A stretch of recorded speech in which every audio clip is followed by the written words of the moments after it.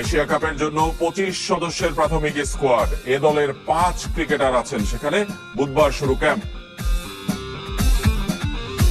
অনূর্ধ্ব 23 এশিয়ান কাপের মূল পর্বে খেলতে চায় বাংলাদেশ। নিজেকে ফিরে পেতে মরিয়া জামাল ভুঁইয়া। বিসিবি থেকে গামিনীর ক্ষমতা বেশি বিস্ফোরক এক মন্তব্য করলেন ইমরুল কায়েস। জাতীয় দলের সাবেক এই ওপেনার বলছেন, মিরপুরের পিচ কিউরেটর গামিনীর বাজে আচরণে বিরক্ত জাতীয় দলের অধিকাংশ ক্রিকেটার। ভালো পিচ বানাতে ব্যর্থ, ব্যবহারও প্রশ্নবিদ্ধ। তবুও কিভাবে নতুন চুক্তি পেল এই লঙ্কান? প্রশ্ন তুলেছেন ইমরুল কায়েস। বিসিবির থেকে গামিনীর পাওয়ার বেশি হয়ে গেছে, বাসের থেকে কঞ্চি মোটা হয়ে গেছে। গামিনী একটা ছেলেকে ন্যাশনাল টিম থেকে বাদ দিয়ে দেয়। মাঝখানে মনে একটা ভালো ক্রিকেটার আসছিলেন, ওরেও আমরা সরাই দিলাম। তারা পাকিস্তান নিয়ে তারাকে চলে গেল, অথচ আমরা গামিনীর প্রেমে পড়ে আছি। হাস্যকর একটা বিষয়। বছর দুয়েক আগে নকিং এ মনোযোগী সাইফুদ্দিনের শুধু ফোকাসই নষ্ট করেননি, পিচ আর আউটফিল্ড ভালো নয় বলে প্র্যাকটিস ছেড়ে চলে যেতে বাধ্য করেছিলেন মিরপুরের প্রধান পিচ কিউরেটর গামিনী ডি সিলভা। জাতীয় দলে খেলা একজন ক্রিকেটারের জন্য সেদিনের ঘটনাটা বেশ অপমানজনকই ছিল। শুধু সাইফুদ্দিনই নয়, প্রায় সময় শোনা যায়, দেখা যায় হোম অফ ক্রিকেটের অঘোষিত রাজা গামিনীর বাজে ব্যবহারের শিকার হন জাতীয় দল ও ঘরোয়া ক্রিকেটের খেলোয়াড়রাও। এই লঙ্কানের আচরণে ক্ষুব্ধ ইমরুল কায়েসও। প্রবলেম হচ্ছে কি ভাই, আমাদের হচ্ছে বাসের থেকে কঞ্চি মোটা হয়ে গেছে। আমাদের বিসিবির থেকে গামিনীর পাওয়ার বেশি হয়ে গেছে। গামিনীর এখন এত বেশি পাওয়ার হয়ে গেছে যে গামিনী একটা ছেলেকে ন্যাশনাল টিম থেকে বাদ দিয়ে দেয়। So which is not good. আপনি গামিনীকে দেখেন, গামিনীকে আমি নিজের শিকার হয়েছি গামিনীর কাছ থেকে বিভিন্ন রকম ভাবে। ওর অ্যাটিটিউডের কারণে আমি স্টেডিয়ামে যাওয়া বন্ধ করে দিয়েছি। মানে ইন্ডোরের আপনার একাডেমি মাঠে আমি যাই না, কারণ আমি 10 বছর ক্রিকেট খেলার পরে যদি আমি মনে করি যে গামিনীর কাছ থেকে আমাকে পারমিশন নিতে হবে, গামিনীর কাছ থেকে ওর একটা বাজে একটা কথা শুনতে হবে, ভাই আমার মাপ চাই। আমি এর ভেতরে নাই। উইকেট কে কোথায় প্র্যাকটিস করবে, কে কি করবে, সবকিছু গামিনী নিচ্ছে, সবকিছু গামিনী কেন্দ্র। নেদারল্যান্ড সিরিজ আর এশিয়া কাপকে সামনে রেখে 25 সদস্যের প্রাথমিক স্কোয়াড ঘোষণা করেছে বাংলাদেশ ক্রিকেট বোর্ড, যেখানে লিটনকেই রাখা হয়েছে অধিনায়ক হিসেবে। আর চমক বলতে শান্ত সৌম্যর ফের টি-20 দলের সুযোগ। এছাড়া পাকিস্তান সফর থেকে নিজেকে সরিয়ে নেওয়া নাহিদ রানা ফিরেছেন দলে। প্রাথমিক স্কোয়াডে থাকা একমাত্র অঙ্কন ছাড়া সবারই আছে টি-20 খেলার অভিজ্ঞতা। 25 জনের প্রাথমিক এই দলে আছেন অস্ট্রেলিয়া সফরের বাংলাদেশ এ দলে থাকা 5 ক্রিকেটার। ডাচদের বিপক্ষে সিরিজের আগে তাই তাদেরকে পাওয়া না গেলেও এশিয়া কাপের আগে বিবেচনায় থাকবেন তারা, যেখানে সবচেয়ে বেশি নজর থাকবে নুরুল হাসান সোহানের দিকে। এ দলের হয়ে পারফরমেন্সের পর ক্যাম্পে যোগ দিয়ে কোচের আস্থা অর্জন করতে পারলে আবারও মিলতে পারে এশিয়া কাপের টিকিট। অচল হয়ে পড়ে থাকা সংগঠন cricketers welfare association of Bangladesh কোয়াব এবারে নড়ে চড়ে বসেছে। প্রায় 15 বছরের অচল অবস্থা কাটাতে উদ্যোগী হয়েছেন বর্তমান ক্রিকেটাররাও। আগামী 4 সেপ্টেম্বরের নির্বাচনকে ঘিরে সামনের সারিতে এসছেন মুমিনুল হক, মোহাম্মদ মিঠুনের মতো তারকা ক্রিকেটারও। 2019 সালে ক্রিকেটারদের ধর্মঘট। সাধারণ ঘরোয়া লিগের ক্রিকেটার থেকে শুরু করে সামনের সারিতে সাকিব আল হাসান, মুশফিকুর রহিম, তামিম ইকবালের মতো জাতীয় দলের তারকা তুলে ধরলেন ক্রিকেটারদের একেবারে বেসিক কিছু দাবি দেওয়া। এমন অদ্ভুত পরিস্থিতি তৈরির কারণ ছিল একটাই, ক্রিকেটারদের সংগঠন কোয়াব কাগজে কলমে টিকে ছিল। তাদের একটা কমিটি থাকলেও কখনো খেলোয়াড়দের জন্য এভাবে গলা উঠিয়ে কথা বলে না। বাধ্য হয়ে তাই ধর্মঘটের মতো সিদ্ধান্ত নিতে হয় খেলোয়াড়দের। সাকিবের মতো তারকাকে নেতৃত্ব দিতে হয় তাতে। অপেক্ষায় কাটিয়ে দিয়েছি বা তাদের উপর নির্ভর করে আমরা কিন্তু একটা লম্বা সময় সাফার করেছি। তো আমরা সাফার করার পরে আমরা এখন রিসেন্ট এখানে দেখতে পাচ্ছেন ন্যাশনাল টিম থেকে শুরু করে ফার্স্ট ক্লাস ইভেন ফার্স্ট ডিভিশনের প্লেয়াররাও কিন্তু এখানে উপস্থিত আছেন। তো আমরা প্রত্যেকটা সেক্টর থেকে চেষ্টা করেছি সবাইকে আনার, সবার সমস্যাটা শোনার। এখানে আপনি ওয়েলফেয়ার, এটা ওয়েলফেয়ারের জন্য, ওয়েলফেয়ার কা ট্রেড ইউনিয়ন এক জিনিস না। এমন একটা আন্দোলনের পরেও টনক নড়েনি কোয়াবের। গেল প্রায় 15 বছর ধরে ক্রিকেটারদের সংগঠনটি রয়েছে নিষ্ক্রিয়।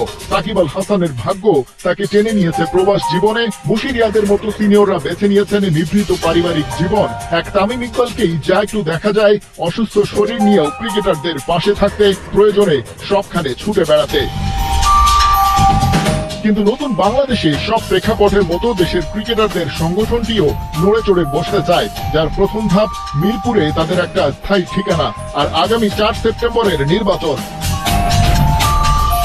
কোয়াবের এই মিটিং এ যেমন মুমিনুল হক সৌরভ কিংবা মোহাম্মদ মিঠুনের মতো রানিং ক্রিকেটাররা এসেছেন, ছিলেন অনেক সাবেকরাও। কেবল নির্বাচনের তারিখ নির্ধারণ করেই নিজের দায়িত্ব শেষ করেননি তারা। কোয়াবের গঠনতন্ত্রেও আনা হচ্ছে গুরুত্বপূর্ণ কিছু পরিবর্তন। দেখুন, ক্রিকেটাররা যাতে উপকৃত হয় সেই কারণে আমরা সংশোধন এবং সংশোধন করার চেষ্টা করছি। এবং দেখুন, আমাদের সবচেয়ে বড় প্রবলেম কি, আমাদের কোনো ঠিকানা ছিল না, আমাদের এখন একটা ঠিকানা হয়েছে। আমাদের ব্যাকগ্রাউন্ডটা স্ট্রং করতে হবে। যখন আমরা ব্যাকগ্রাউন্ডটা স্ট্রং করতে পারবো, তখন আমরা এই আদার্স যে জিনিসগুলা আমরা এটা পরিকল্পনার মধ্যে, আমি কিন্তু ক্লিয়ার করেছি পরিকল্পনার মধ্যে আছে, কিন্তু ওইটা কার্যকর হবে তখনই যখন আমাদের সেন্ট্রালটা স্ট্রং হবে। সেপ্টেম্বরে নির্বাচন টার্গেট করে বোর্ড পরিচালক ইফতেখার আহমেদ মিঠুকে করা হয়েছে নির্বাচন কমিশনের চেয়ারম্যান। তার সাথে থাকবেন দুই সাবেক ক্রিকেটার নাসির আহমেদ নাসু এবং হাবিবুল বাশার সুমন। নির্বাচনের পথে হাজার আগেই কোয়াবের সাধারণ সম্পাদক পদ বিলুপ্ত করা হয়েছে, অর্থাৎ এবার এই পদের জন্য লড়বেন না কেউ। একজন করে সভাপতি, সিনিয়র সহসভাপতি এবং সহসভাপতি আছেন। তাদের সাথে কমিটিতে নির্বাচিত হবেন মোট ৮ জন কার্যনির্বাহী সদস্য। এই কজন মিলেই কাজ করবেন দেশের ক্রিকেটের জন্য।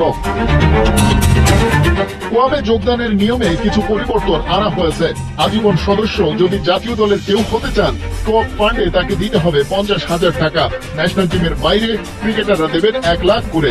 এর বাইরে স্থায়ী সদস্যরা 5,000 আর সহযোগী সদস্যরা 2,000 টাকা ফি দেবেন। এই ক্যাটাগরির সদস্যদের কোনো ভোটাধিকার থাকবে না। ভারত আর সিঙ্গাপুরের বিপক্ষে বাংলাদেশের ম্যাচ দেখে মোটেও সন্তুষ্ট হতে পারছে না বাংলাদেশ ফুটবল ফেডারেশন।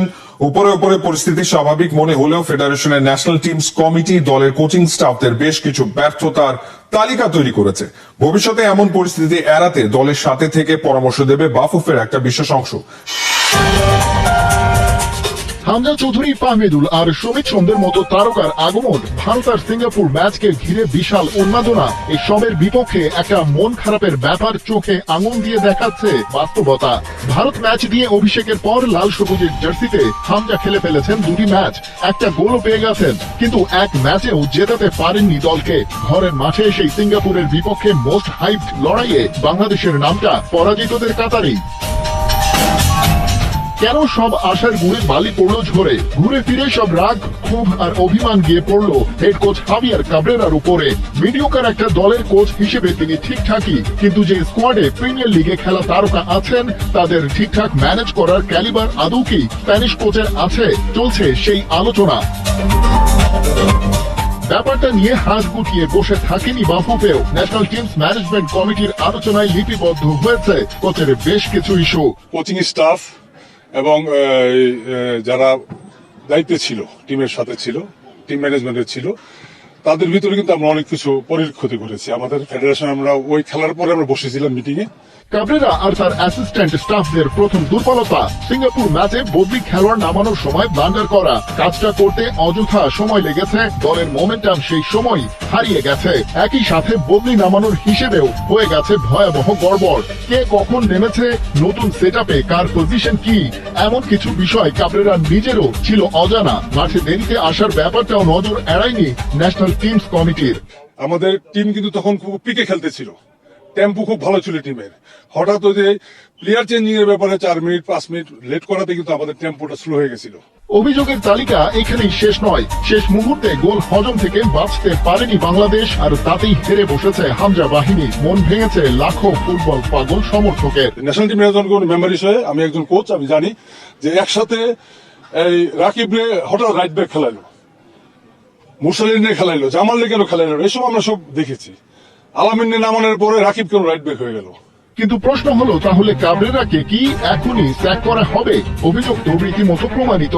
বাফুফের তরফ থেকে জানানো হচ্ছে সামনে গুরুত্বপূর্ণ সব মিশন থাকায় এখনই সেই কঠিন সিদ্ধান্তটা নিচ্ছে না বাফুফে। তবে তামিদ আওয়ালির নেতৃত্বে ফেডারেশনের বিশেষ একটা অংশ আরো ঘনিষ্ঠভাবে যুক্ত থাকবে সব পর্যায়ের নারী ও পুরুষ দলের সাথে, যাতে আলোচনা করে এড়ানো যায় কোচের ঘটানো অঘটনগুলো।